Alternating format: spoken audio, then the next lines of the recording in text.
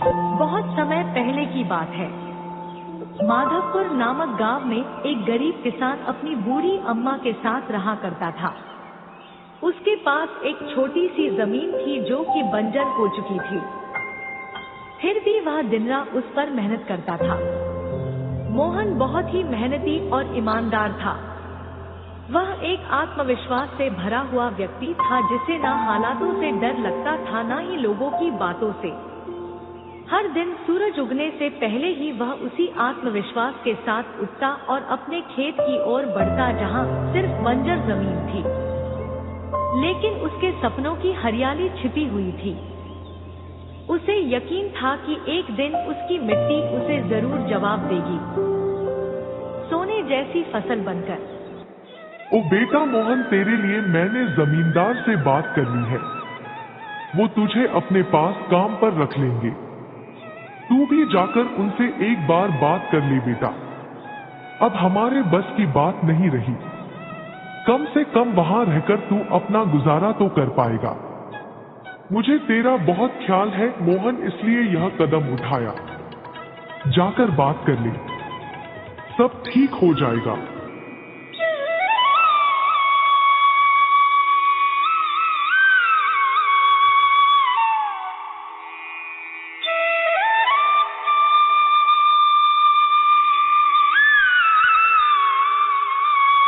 क्या अम्मा, तुमने क्यों बात की वहाँ?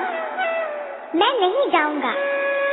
हमारा खुद का खेत है तो मैं दूसरों के पास क्यों काम करने जाऊं?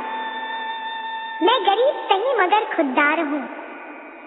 मैं अपनी मिट्टी में पला हूँ, उसी में पसीना बहाऊंगा।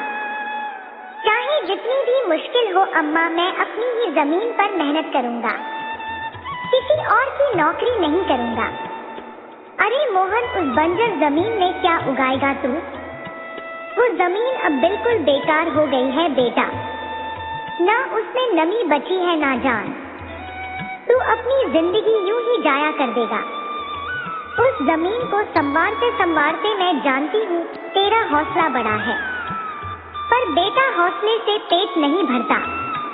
तू मेरी बात मान ले। वो जमींदार कम से कम तुझे रोज की रोटी तो देगा। अपनी जिद छोड़ दे बेटा।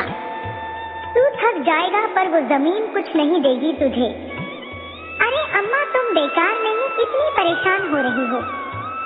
देखना, एक दिन मैं उसी जमीन से सोना निकालूंगा।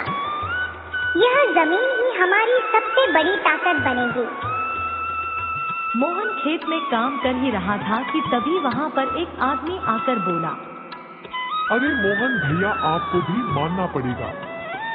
आप फिर से इस बंजर जमीन पर मेहनत कर रहे हैं। अरे मंगेश भैया, अब क्या करें?